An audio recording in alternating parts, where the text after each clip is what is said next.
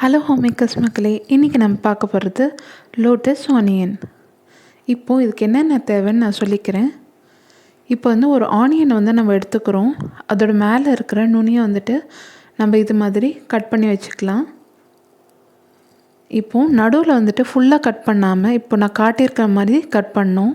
இப்போ நாளாக கீறியிருக்கேன். இப்போது 8 துண்டாக நம்ம போடுறோம். ஃபுல்லாக கட் பண்ணக்கூடாது. 2 டேபிள் ஸ்பூன் மைதா, 1 டேபிள் ஸ்பூன் அரிசி மாவு, உப்பு, மிளகுத்தூள், அதுக்கப்புறம் வெங்காயம். இப்போது சோள மாவை நான் எடுத்து தண்ணியில் கலக்கி நான் இப்படி எடுத்து வச்சுருக்கேன் தனியாக.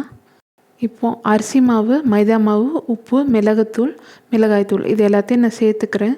அதில் இந்த வெங்காயத்தை எல்லா இடுக்குலேயும் நல்லா படுற மாதிரி நான் இந்த பவுடரை நான் எல்லாத்துக்கும் அப்ளை பண்ணி விடுறேன். இப்போது இந்த சோள மாவில் நான் டிப் பண்ணி எடுக்கிறேன்.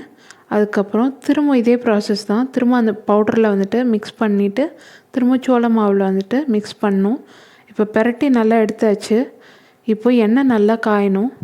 நல்லா காஞ்சதும் நம்ம இந்த செஞ்சு வச்ச வெங்காயத்தை நம்ம இதில் போட்டு 2 சைட்லேயும் நல்லா பொன்னிறமாக வர வரைக்கும் நல்லா பொரித்து எடுக்கணும்.